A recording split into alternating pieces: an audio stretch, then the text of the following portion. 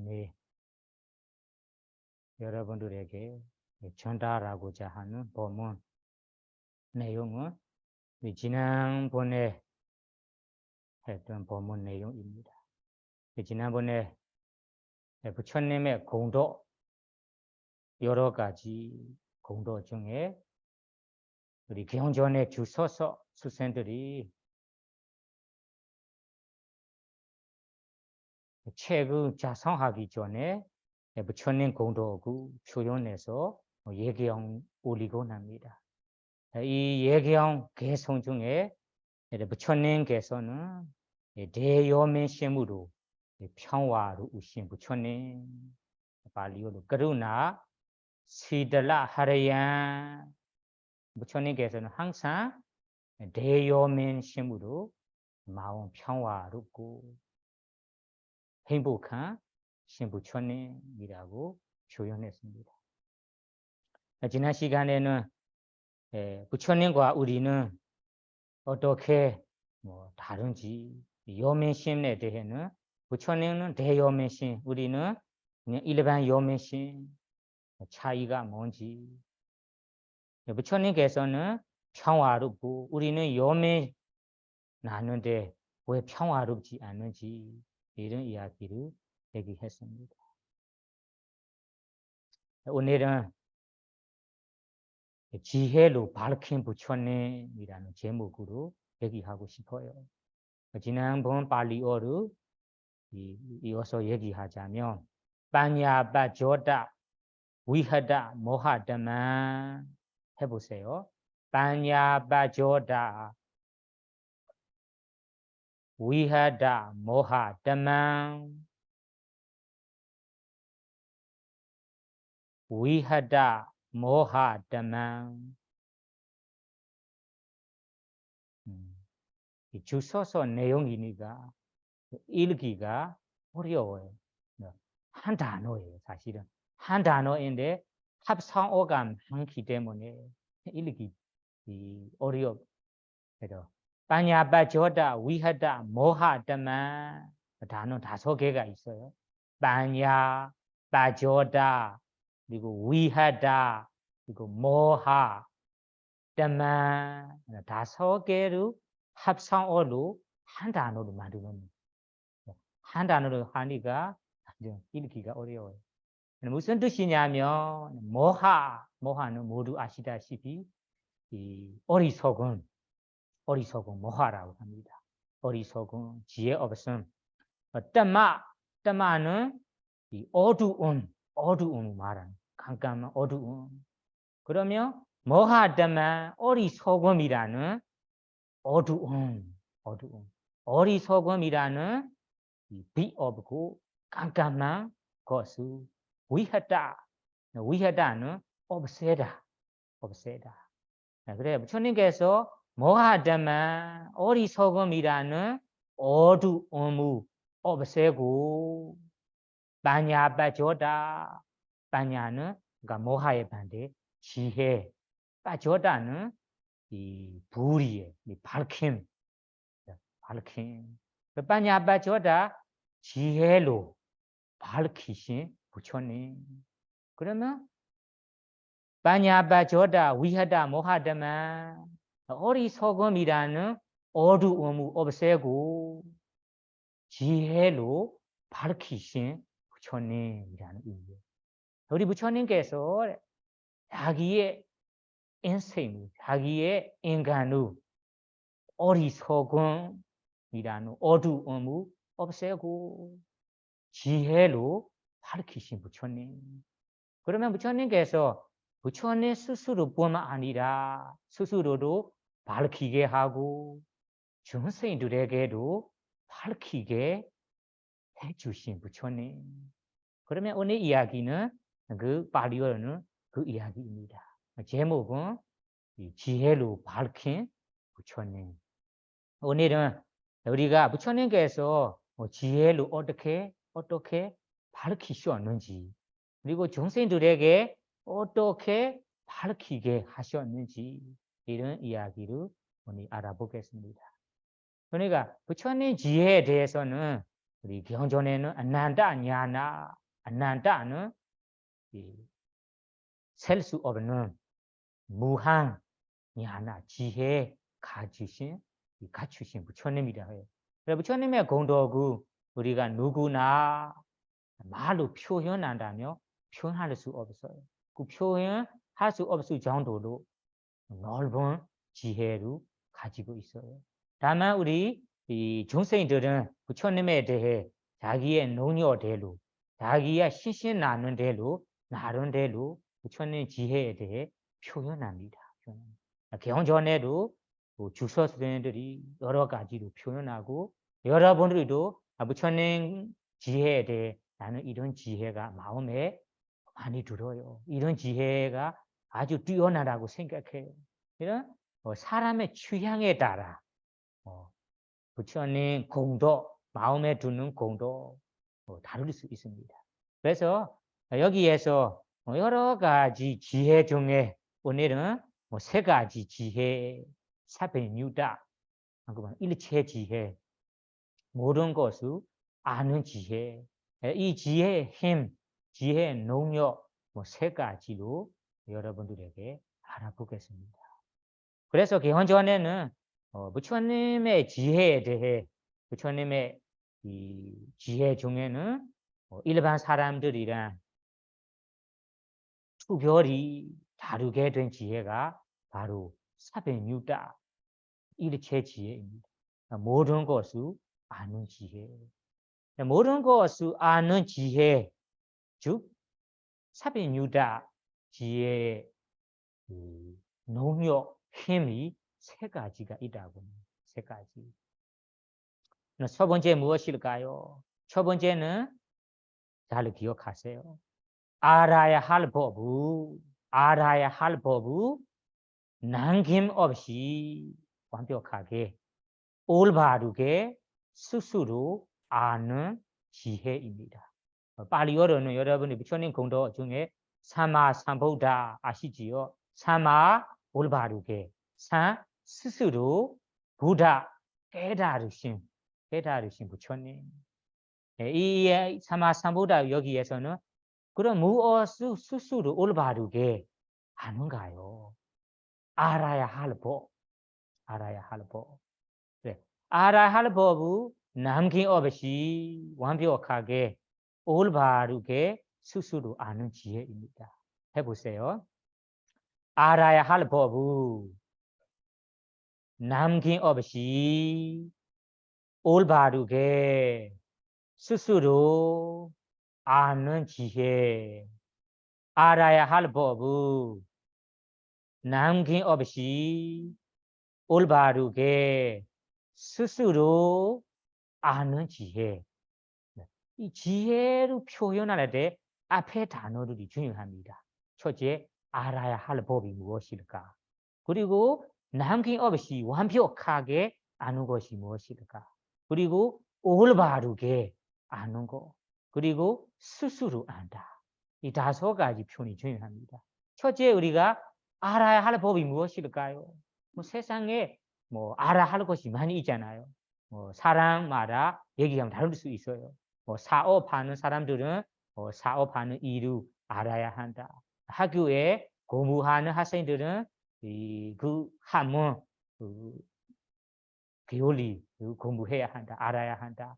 의사 선생님들은 자기의 의학 분야의 것을 알아야 한다. 세속에 알아야 할 것이 많이 있어요. 부처님께서는 이 세속에 일반 알아야 할 법보다 다름이 알아야 할 법이 무엇일까요? 첫째, 이 중생들이 연애의 고통에서 벗어나도록 해주는 법, 바로 팔정도법 말하는 거예요. 이 팔정도법이 바로 정도 수행이라고 해요. 정도 수행의 법이 연애 속에 지내고 있는 중생들의 괴로움에서 벗어나도록 해주는 법입니다. 이 팔정도법 바로 정도 수행법을 전님께서 합니다. 그리고 다음에는 이 팔정도 수행법을 할 때는 대상이 알아야 할 법이 무엇일까요? 사성제라는 진리의 법 네 가지. 진리의 법 네 가지도 우리 부처님께서 알아야 할 법이고, 그죠? 아는 것이고, 그리고 그 수행법을 어떻게 해야 하는지 하는 방법에 정도 수행법, 8정도 수행법을 부처님께서 완벽히 남김없이 아는 지혜를 가집니다. 그러면 이것뿐만 아니에요. 우리 세상에 이 출세간 행복, 세간적인 행복이 있어요. 세간적인 행복이라는 것이 중생들이 원하는 인간의 행복, 천상의 행복, 나는 여러분의 행복까지 원하지 않다. 일반 세간적인 행복을 원합니다. 그렇다면 부처님께서 그 원하는에 따라 세간적인 행복의 법도 다 가르쳐 줍니다. 알고 있어요. 그래서 여기 알아야 할 법이라는 것이 이 첫 번째로는 이 중생들을 고통에서 벗어나도록 해주는 사성제라는 법, 그리고 8정도라는 수행법을 압니다. 그리고 다음에는 세간적인 행복을 가질 수 있는 이 덤모도 저는 압니다. 이것뿐만 아니라 부처님께서 세간적인 번영, 나는 이 세간에서 번영하고 싶어요. 인간의 성장하고 싶어요. 심리 변화도 원합니다. 그러면 지혜 개발이 원한다. 그런 지혜 개발하는 법, 그리고 심리 변화 시키는 법, 인간 성장하는 법도 경전에 보면 다 나와요. 그래서 여러분들이 착각하지 말라는 것이 부처님께서 무조건 연뇌 고통에서 벗어나는 법만 가르쳐 주는 거 아니에요. 우리 앙코르다 니까야 경전에 보면 세상에 인간관계를 할 때 문제 없이 어떻게 인간관계 해야 하는지 이런 법도 주님께서 설하셨습니다. 그리고 부모와 자식들이 관계할 때 문제 없이 어떻게 이 관계해야 하는지 이런 법도 가르쳐 주셨어요. 예를 들자면 여러분이 추보경 아시죠? 추보경은 사람들이 사회에서 살다 보면 어떻게 문제 없이 지낼까? 친구도 어떻게 사귈까? 그리고 부모님들에게 어떻게 봉양할까? 그리고 자식들에게 어떻게 키워야 할까? 그리고 나는 이 인간의 번영하기 위해 어떤 마음가짐을 가질까? 이런 법도 다 가르쳐 주셨습니다. 그래, 경전에 보시면 이런 이야기가 나와요. 그러면 한마디로는 이 핵심적으로는 연애의 고통에서 벗어나는 법이 중요한 법이고 그런 법도 하는 부처님이시고 일반적인 세간적인 행복, 출세간적인 행복을 가질 수 있는 법도 주님께서 알았습니다. 그래서 여기에 첫 번째 알아야 할 법이 이런 사성제 8정이라는 법, 그리고 출세간적인 행복, 세간적인 행복을 가질 수 있는 법을 주님께서 압니다.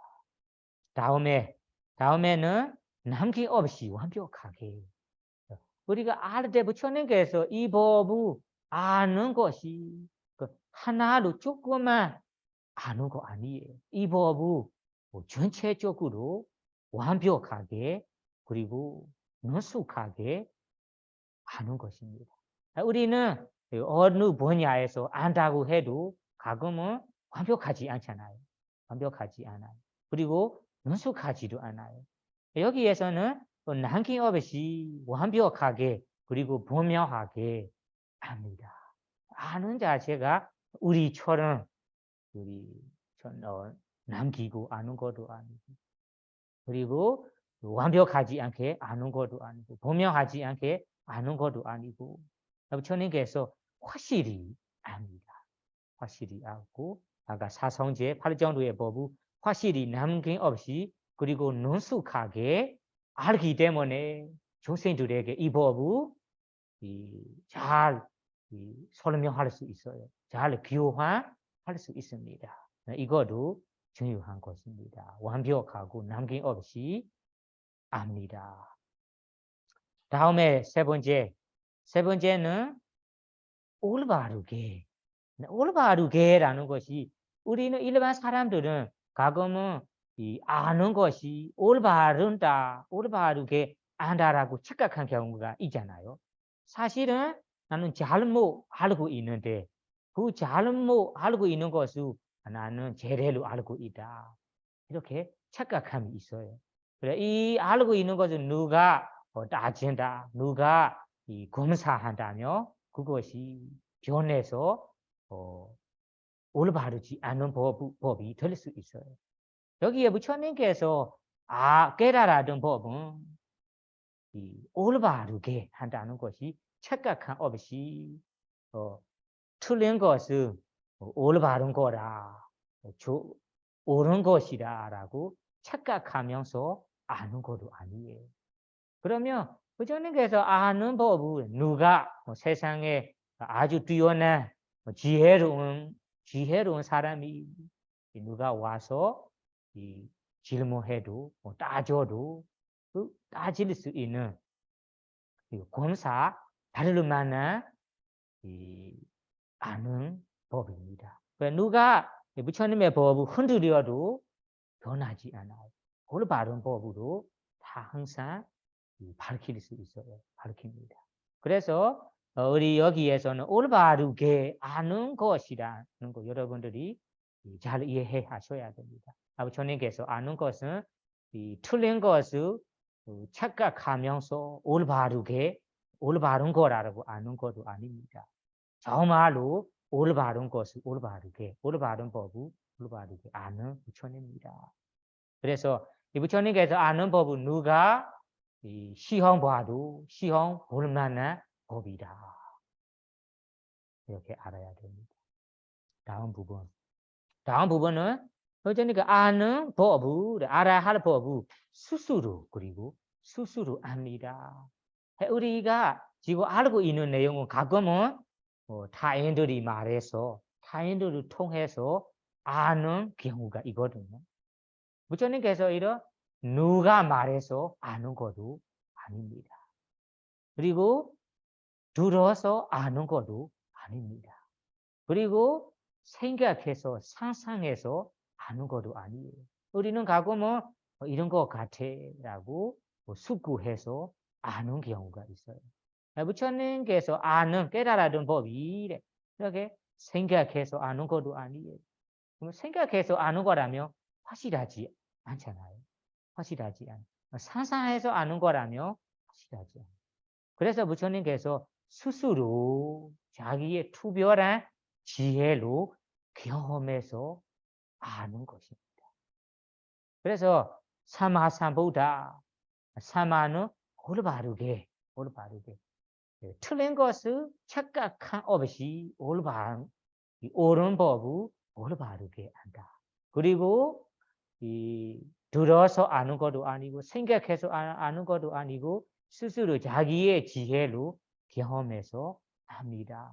그래서 부처님의 지혜가 첫 번째 알아야 할 법인 사성제 그리고 팔정도의 수행법을 남김없이 완벽하게 그리고 올바르게 스스로 아는 지혜를 가집니다.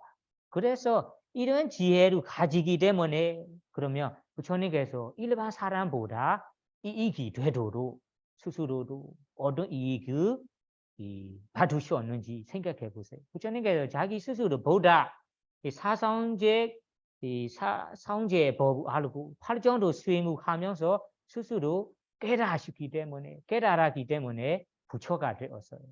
그래서 부처가 되었기 때문에 일반 사람들이 경험하고 있는 윤회의 고통, 죽음, 태어나 병등이라는 고통에서 벗어났습니다.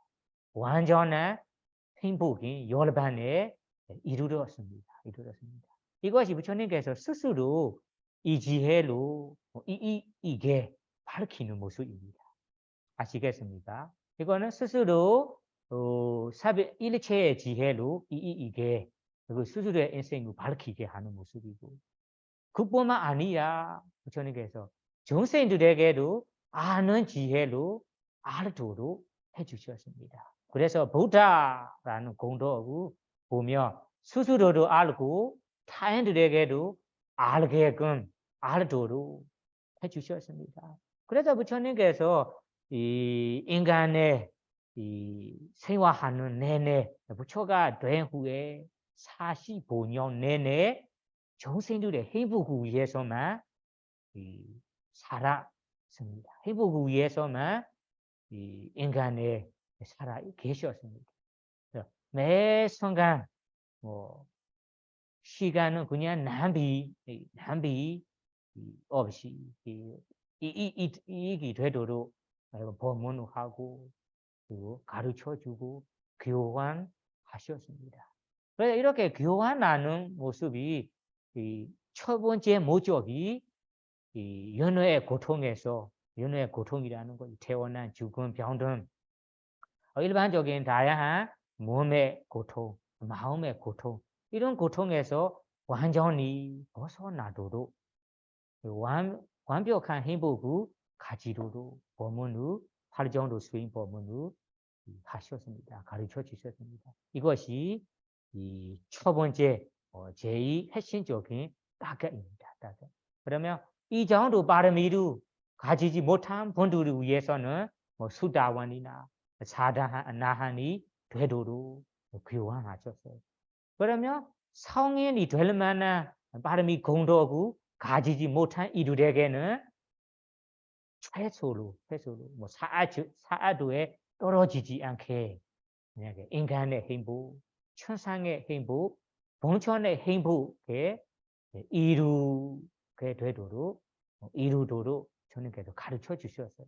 그러면 부처님께서 교환하는 방법, 타인들의 이익이 되도록 해주는 이 모습을 보며 이렇게 타인들의 이익이 되도록 할 수 있는 능력이 다른 능력 아니다. 아까 내가 스스로 모든 법을 스스로 알았기 때문에 이런 능력을 가지고 있기 때문에 수많은 사람들에게 이익이 되도록 해줄 수 있는 것.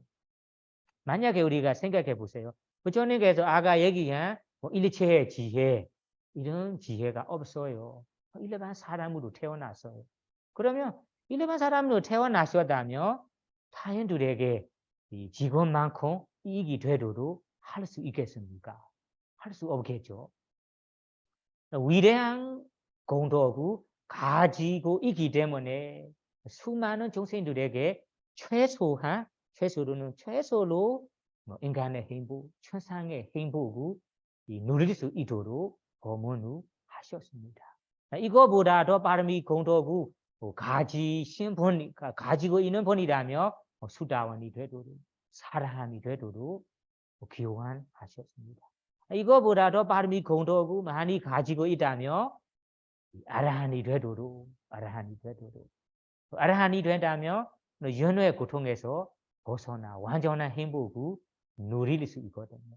그래서 이 이익이 타인들에게 밝히게 해주는 이 이익이 무슨 능력 때문에 그런 이익을 할 수 있는가요?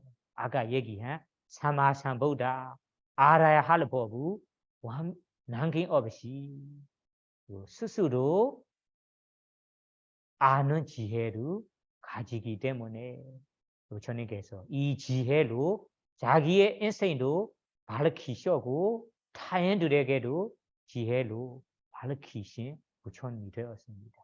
아시겠습니까? 그러면 우리가 이 부처님의 지혜를 본받아서 우리가 배워야 할 부분이 있어요. 그러면 부처님의 이 사변유다 지혜 모습을 보고 어떻게 배워나가야 합니까? 배워야 할 점이 있어요. 우리 메시지 가운데 공부했을 때 메시지 콘서님께서 항상 가르쳐 주신 말씀이 이 말씀입니다. 부처님의 이 사변유다 농력, 사변유다 힘 세 가지를 보고 그러니까 본받아서 우리도 배워나가야 한다. 어떻게 배워야 한다면 나는 만약에 스님이 된다. 우리는 그때 이 강원의 강사 스님들에게 나는 강사가 된다. 아니면 학교의 교사가 된다면 이 제자들에게 가르쳐줘야 하거든요. 그러면 가르쳐주는 교사, 강사라면 이 가르쳐줘야 할 부분, 분야에 대해 확실히 남김없이 알아야 합니다. 알도록 노력해야 합니다. 왜냐하면 우리가 이 분야를 잘 모른다면 어떻게 가르쳐 주겠습니까? 교사인데 자기가 가르쳐야 할 분야를 잘 모른다.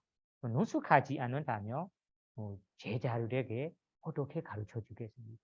그래서 될 수 있다면 우리가 이 가르쳐줘야 할 경전이나 내용을 가르쳐줘야 할 경전 내용 분야를 우리가 앞에서 마지막 끝까지 완벽하게 알도록 먼저 공부해야 한대.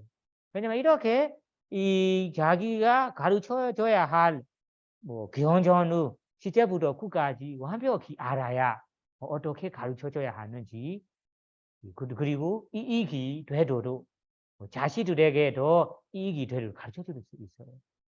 왜냐면 나는 교사, 강사는 되는데 그냥 대충만 공부하고 잘 모른다면 자식들에게 제자들에게 잘 가르쳐줄 수 없어요.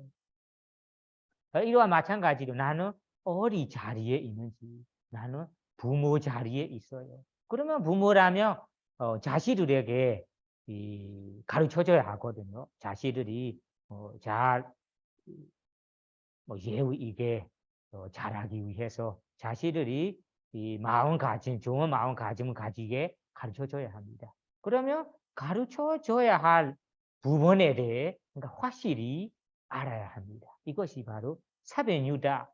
이 가르쳐줘야 할 부분에 대해 내가 먼저 확실히 스스로 알아야 합니다. 그래야 가르쳐줄 수 있어요. 마찬가지로 우리가 의사 생활을 하고 있어요. 그럼 의사라면 그 의사의 분야에 확실히 알아야 됩니다. 그래야 환자들에게 문제 없이 그리고 고통 없이 잘 의료를 할 수 있습니다. 그래서 이것이 배워야 할 부분이 나는 사업을 한다. 아니면 매매를 한다. 아니면 부모 자리에 있다. 스승님이 된다.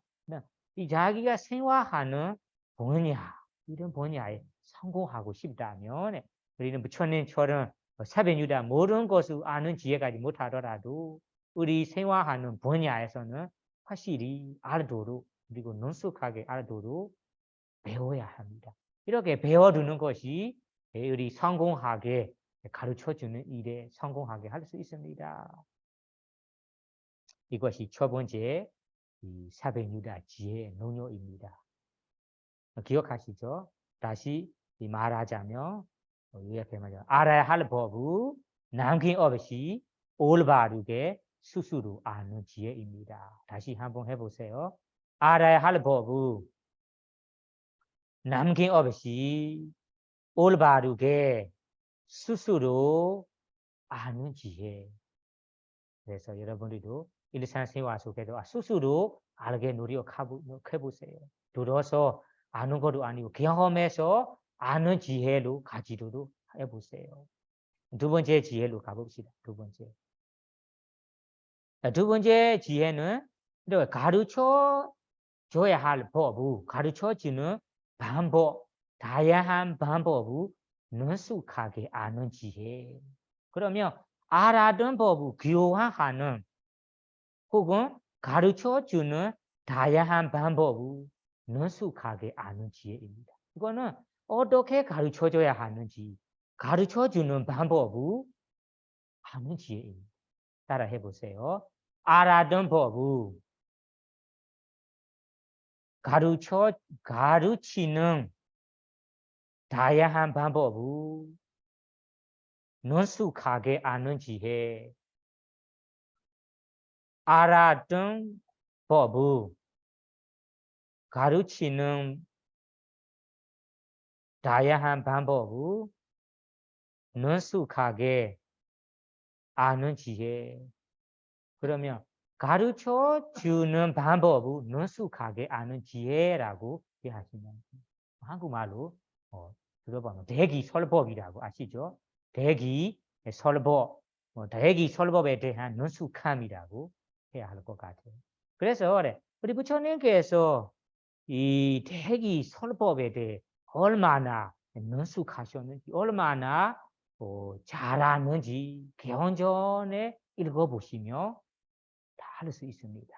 그래서 여러분들이 알기 위해서 개헌전에 나오는 개헌전에 읽어보며 나오는 이 설법 종류 몇 가지 종류를 전달하고 싶어요. 이 종류를 보고 부처님께서 중생들에게 내가 알았던 깨달았던 법을 나처럼 알기 위해서 얼마나 가르쳐주는 방법 능숙하셨는지 이해할 수 있어요. 첫 번째 부처님께서 중생들에게 설명할 때 교환할 때 원인과 결과로 연결해서 설법을 합니다. 이렇게 원인이 있어요. 이 원인 때문에 이런 결과가 나타난다. 예를 들자면 우리 연기법 보면 외자바지야 생카라 무명우 조근으로 하여 생카라라는 우리 업이라는 행위 하게 됩니다.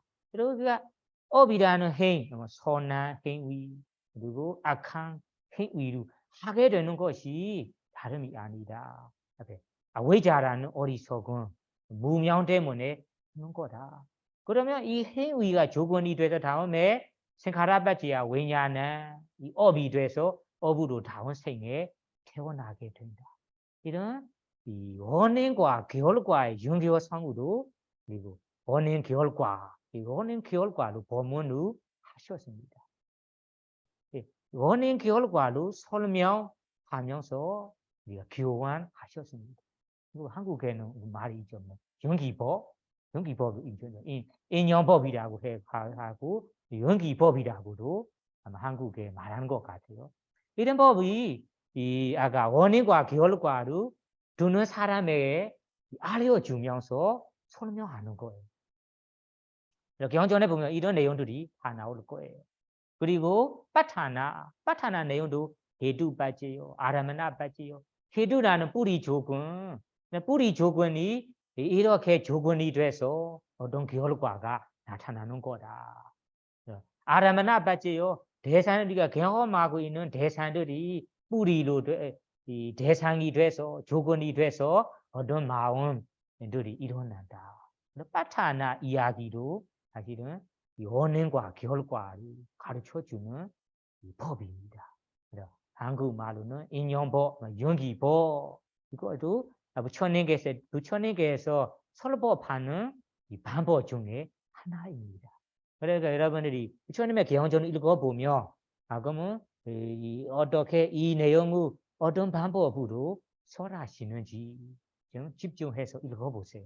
그러면 이 원인과 결과로 앞에서 원인으로 이 결과가 나온다. 이 결과가 그냥 이유 없이 생기는 거 아니라 이런 조건 때문에 일어나는 거라고. 가끔은 원인과 결과 두 가지로 가르쳐주는 경우가 있어요. 가끔은 원인만 설명하는 거 있어요.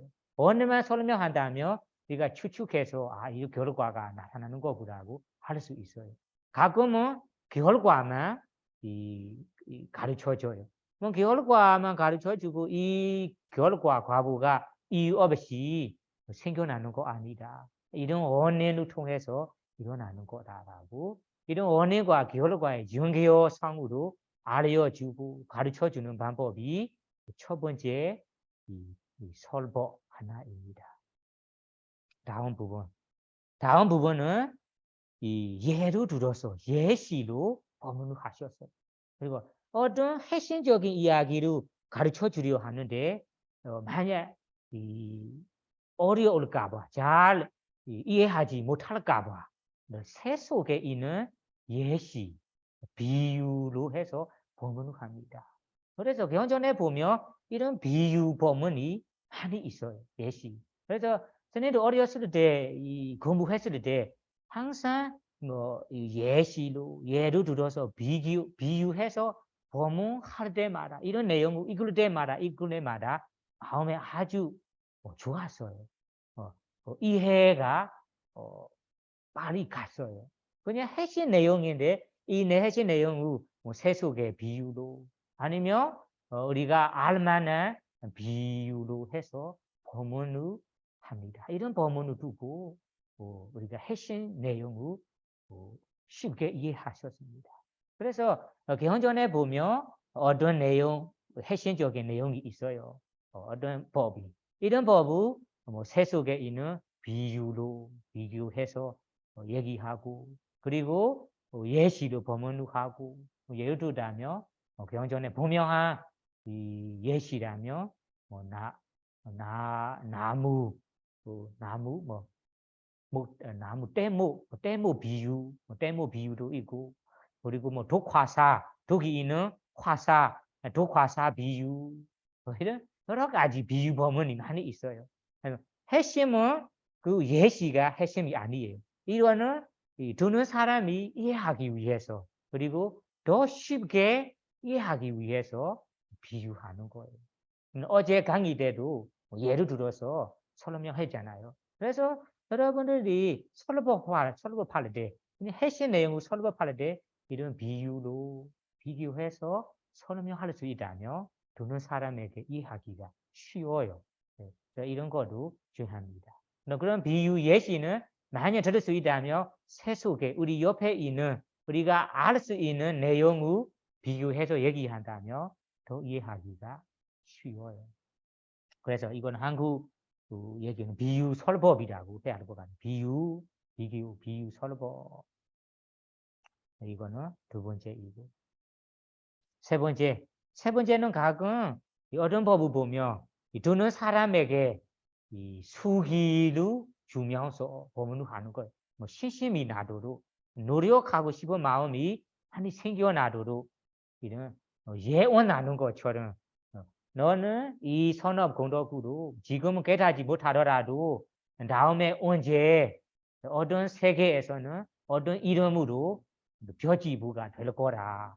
아니면 아라한이 될 거예요. 아니면 수다원이 될 거예요.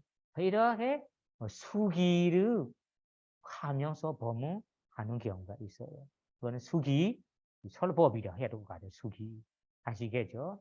수기법이라는 것이 경전에는 듣는 사람에게는 지금은 깨달을 수 있는 빠름이 공덕을 가지지 못하기 때문에 가지지 못하니까 너는 빠름이 공덕이 없어요. 지금 아무리 노력해도 깨닫지 못합니다. 그렇게 얘기한다면 신신도 떨어지고 수행을 더 하고 싶은 마음이 없잖아요. 그래서 그렇게 속상한 마음, 도망가려고 하는 마음이 생기지 않도록 위로를 주려고 이 사람에게 지금은 깨닫지 못하더라도 언제 어떤 세계에서는 어떤 이름으로 수다원이 될 거예요.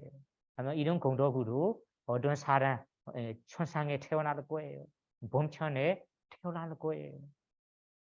이런 미래를 보는 지혜로 예언하는 것처럼 수기하는 설법으로 설명합니다. 가르쳐 줍니다. 이거 가르쳐 주는 핵심 의도가 다름이 아니다. 듣는 사람에게 신심이 나도록 노력하고 싶은 마음이 더 생겨나도록 힘 빠지지 않도록 가르쳐 주는 것입니다. 세 번째 법이 수기 설법입니다. 예시법이라고. 예시법은 아니에요. 예시법 맞아요. 수기법입니다. 네 번째 법문은 아주 좋은 법입니다. 좋은 방법입니다. 우리도 가끔은 이런 방법을 써야 할 경우가 있어요.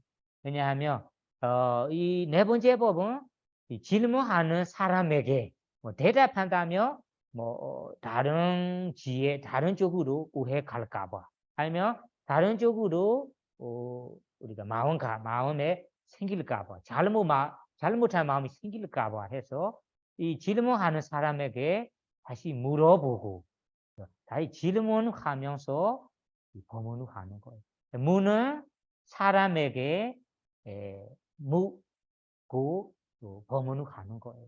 뭐 한국말에도 한국말에도 뭐 있잖아요. 반어법인 것 같아요. 있죠. 반어법. 질문하는 것입니다. 반대로 질문하는 법이. 예를 들면 이래서 여러분들이 뭐 아실 텐데 우리 개헌전에 보면 부처님 당시에 우리 30명의 태자, 왕자들이 있었잖아요. 30명. 그 30명 이 왕자들인데 그분들이 이름은 바다 와기야라. 와가는 묵은 뭐 사실은 어떤 모임입니다. 바다 이름을 가진 바다 와기야. 왕자 30명이 함께 어디에서 놀러 가는 거예요. 놀러 가는데 다 모두는 여인이 다 있어요. 한 명만 없는 상황이 돼요. 한 명은 여인 여자가 없는 거죠. 다 모두 자기의 여인이 있어요. 한 명만 없기 때문에 다른 뭐 여인을 돈을 빌려서 돈으로 주고 하루만 놀기 위해서 데려가는 거죠. 어디 이 공원으로 놀러 가는 상황입니다.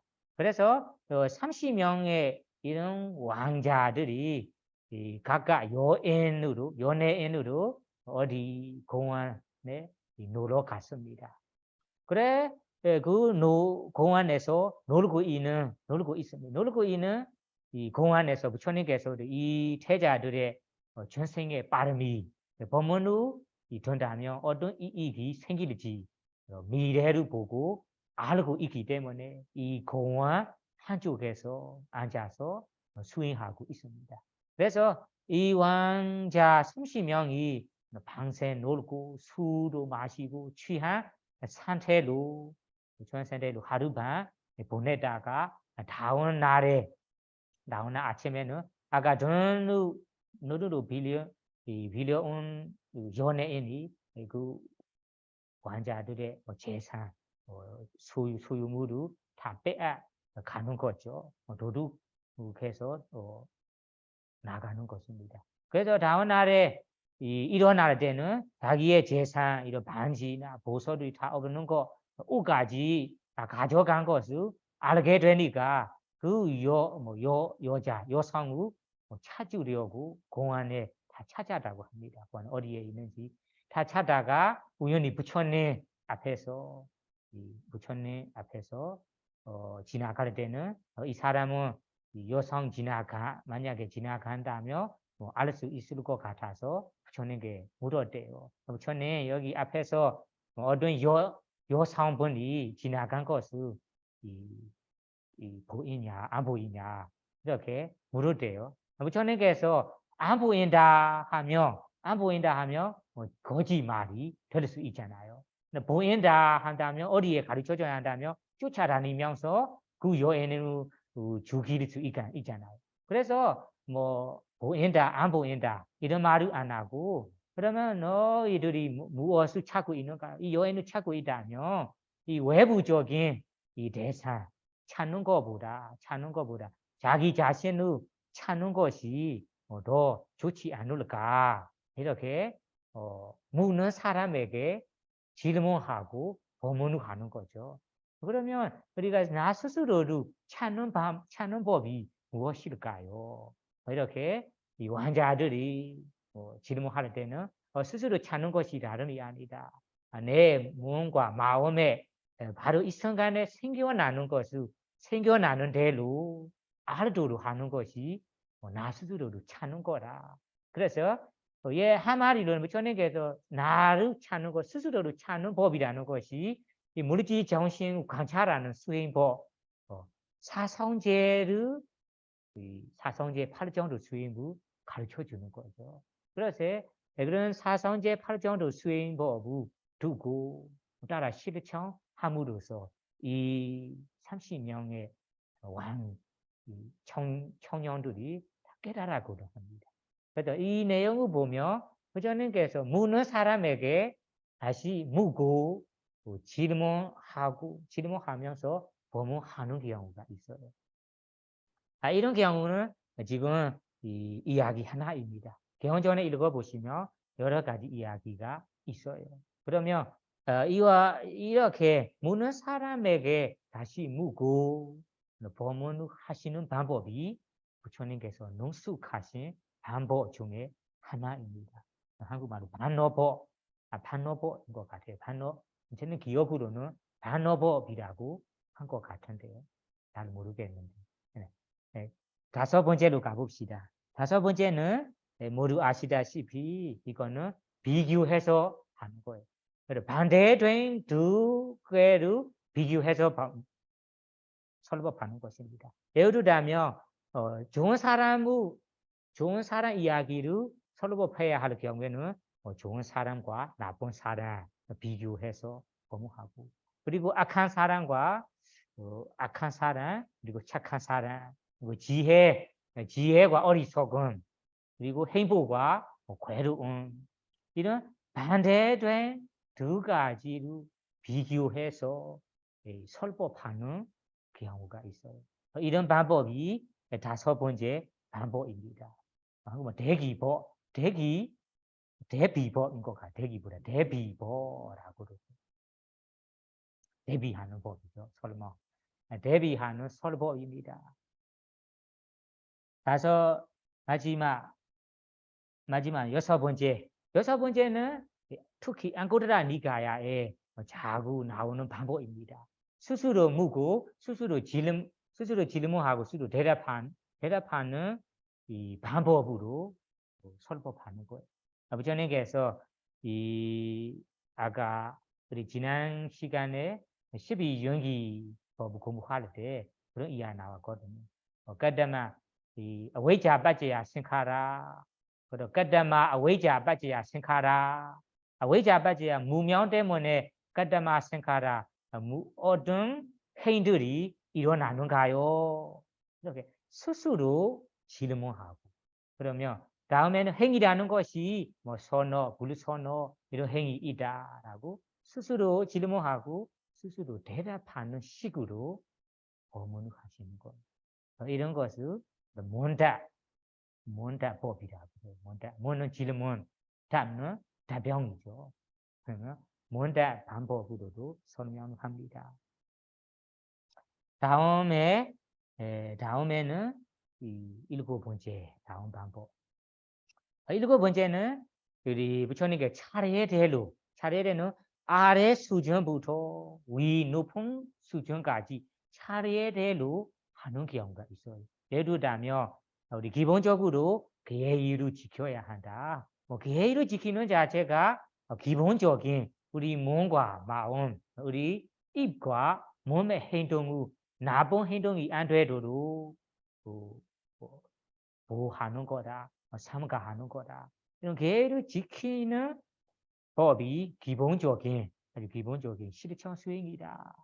이것이. 그 다음에는 계율을 지킴으로도 다음에는 삶에 집중을 키워야 합니다. 삶의 키우는 기준이 중간의 기준이다. 삶을 키워나가면서 다음에는 지혜로 깨달아야 합니다.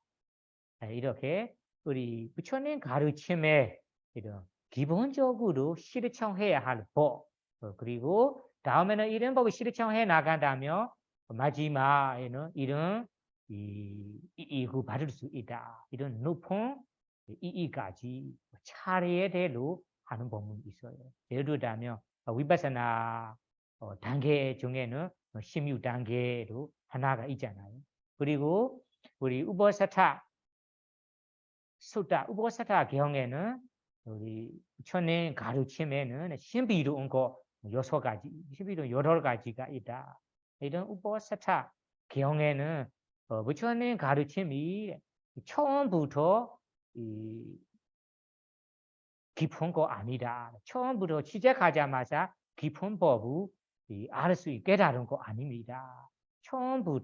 처음에는 기본적으로 실천해 나가면서 다음에 미묘해 미묘해지고 깊은 법을 아는 이 부처님 가르침입니다. 그래 부처님 가르침에 이 특히한 신비로운 여러 가지 가운데 하나는 깨달음이라는 것이 바로 높은 그리고 깊은 법을 깨달은 거 아니다.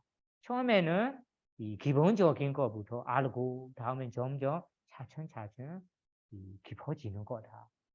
그래서 이런 순서대로 기본적인 실천부터 높은 실천까지 차례대로 하는 설법 방법이 마지막 7번째 설법 방법입니다. 한국말로는 차제법이라고 한 것 같아요. 차례대로 하는 거 차제법. 그럼 이 차례대로 하는 법이 7번째, 이 7번째 방법으로 부처님께서 중생들에게 설법하셨어요. 그러면 이 7가지로 설법한 모습을 보며 이 가르쳐주는 방법에 대해 즉 교화하는 방법에 대해 얼마나 능숙한지 이해할 수 있어요. 그러면 이렇게 능숙한 자체가 무엇 때문에 능숙하는가요? 법문을 내가 알았던 법문을 타인들이 나처럼 알기로 너무 원해서 알도록 해주고 싶어서 이런 방법을 잘하니까 중생들에게 이 타인과 달리 이익이 되도록 100% 이익이 되려면 100% 가질 수 있도록 이 방법을 사용해서 교환하셨습니다.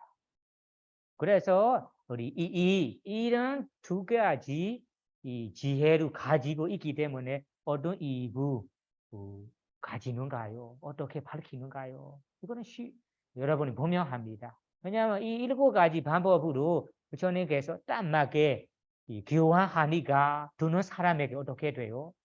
알기 쉽고 어렵지 않게 쉽게 이해하고 쉽게 깨달았습니다. 쉽게 행복을 누릴 수 있었습니다.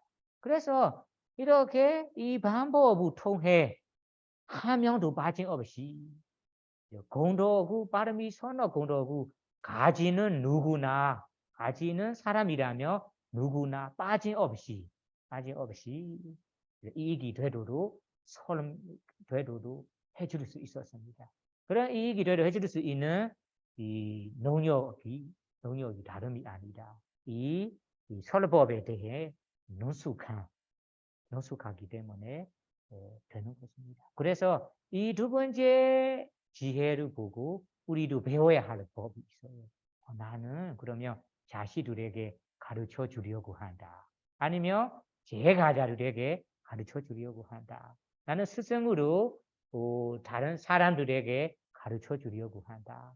그러면 이런 가르쳐 주려고 한다면 가르쳐 주는 방법을 능숙하게 알아야 합니다. 아까 비교해서 설명해야 할 경우에는 비교해서 설명하고 차례대로 해야 할 경우에는 차례대로 하고 이 7가지 방법으로 나름대로 마땅히 능숙한다면 다른 사람보다 설법이 잘할 거예요. 그리고 이익이 되도록 다른 사람보다 듣는 사람에게 이익이 되도록 100% 이익을 가질 수 있도록 해줄 수 있을 겁니다. 그래서 우리 나사자 선생님께서 너희도 간사들이라서 간사 선생님들이라면 이 선언을 이끌고 있는 반장분들이라면 이런 설법하는 방법을 잘 능숙하게 배워야 합니다. 모른다면 알도록 지금 배워야 합니다. 두 번째입니다. 다음 네 번째로 가봅시다. 네 번째 지혜는 중생들의 성지, 숙성, 취향을 아는 지혜. 중생들이 있잖아요. 법문을 두는 중생들의 이 성지 그리고 취향을 아는 지혜. 그리고 다음에는 중생들의 기능의 인드리아라는 우리 감각기관 익숙한지 아는지를 아는 지혜를 가집니다. 그래서 이거는 발리어는 아세야 누세야 냐나 왜냐하면 두는 사람들이 이 사람은 어떤 습성이 있는지, 어떤 성질을 가지고 있는지, 그리고 어떤 취향가 있는지 알아야 그 취향에 맞게 법문을 할 수 있잖아요. 그리고 이 사람은 지금 내가 법문을 한다면 들을 만한 준비가 되어 있나요? 신심이라는 감각 기관, 신심이라는 기능, 그건 능숙한 상태인가요? 그러면 지혜가 능숙한 상태인가요? 성숙한 상태인가요? 성숙하지 않은 상태로 법문을 한다면 아무리 법문을 해도 그 듣는 사람에게 이 신신, 노래요, 지혜가 성숙하지 않기 때문에 이해할 수 없어.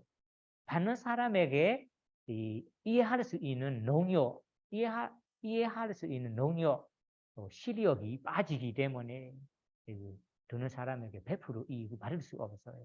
그래서 부처님께서는 특별히 중요한 것이 듣는 이 법문을 듣는 사람의 성지, 기지, 습성, 그리고 취향, 경향을 아는 지혜를 가집니다. 그래서 부처님의 법문을 보면 이 농사를 지는 사람에게 농사 이야기를 하면서 법문을 하고, 그리고 이 사람은 어떤 기질이 강하는지, 탐욕이나 욕심 기질이 강하다면 그 욕심에 맞게 법문을 해주고 깨닫게 할 수 있습니다. 이 사람은 성님이 많다. 그런 성님 많은 사람에게 이 성질에 맞게, 이 취향에 맞게 법문을 하셨기 때문에 듣는 사람에게 바로 깨달았습니다. 틀림없이.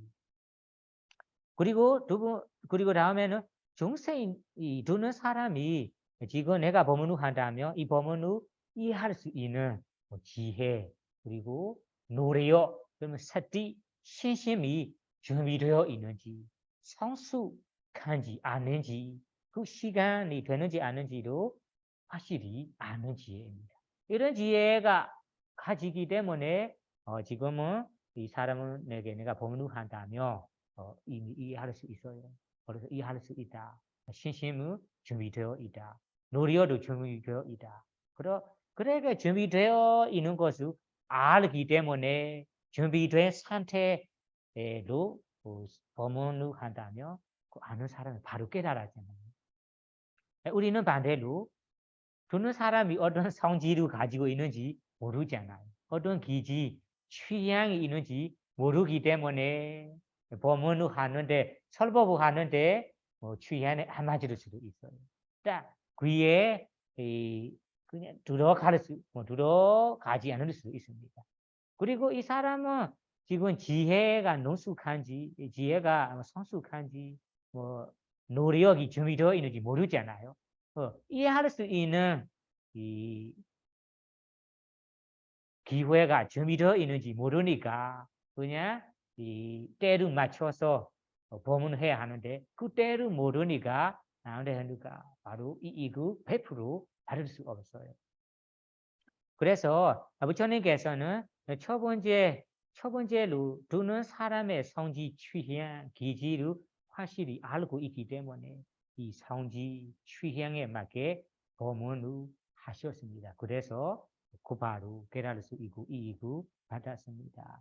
다음에는 그 듣는 사람이 지금 이 법문을 이해할 수 있는 이 지혜가 준비되어 있는지 성숙한지 아닌지를 때가 되는지 안 되는지를 확실히 알기 때문에 법문을 그 때에 맞춰서 법문을 하셨습니다. 그래서 바로 깨달았습니다.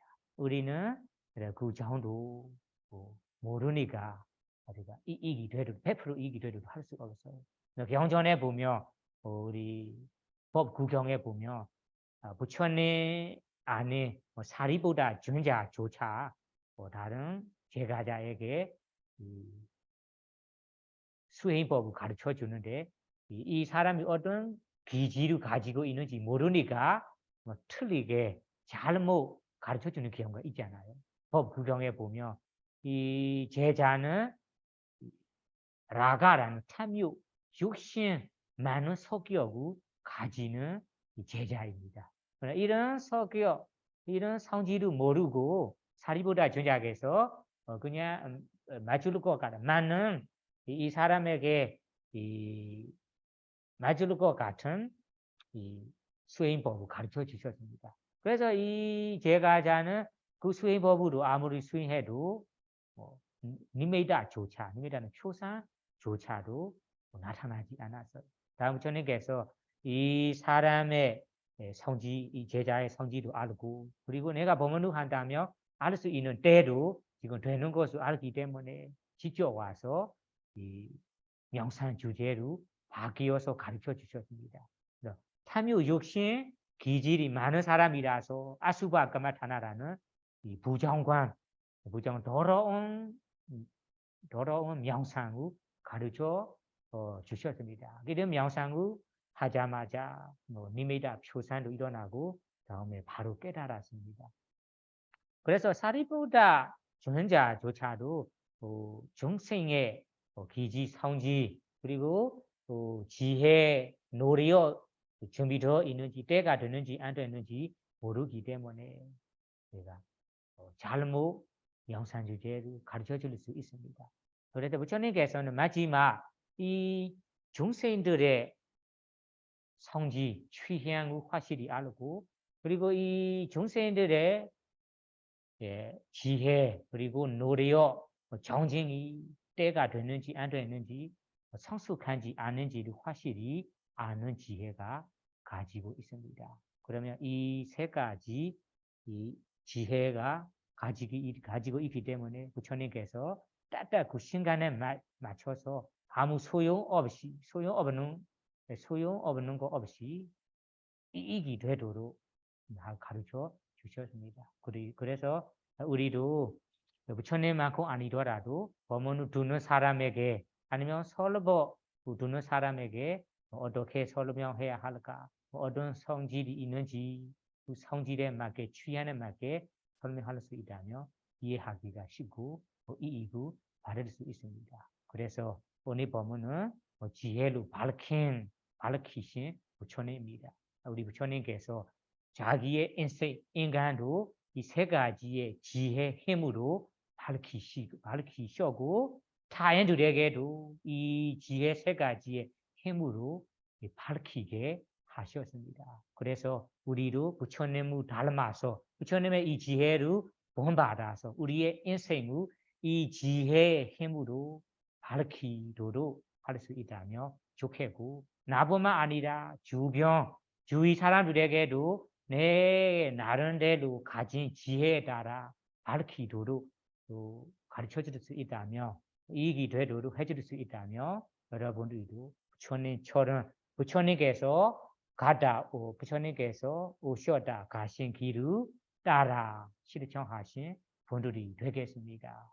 이런 실천으로 여러분들의 인생에 부처님처럼 자기 인간 인생도 지혜로 밝히고 주변 사람들에게도 밝히게 할 수 있기를 바라며 오늘 법문을 마치겠습니다. 사두, 사두, 사두.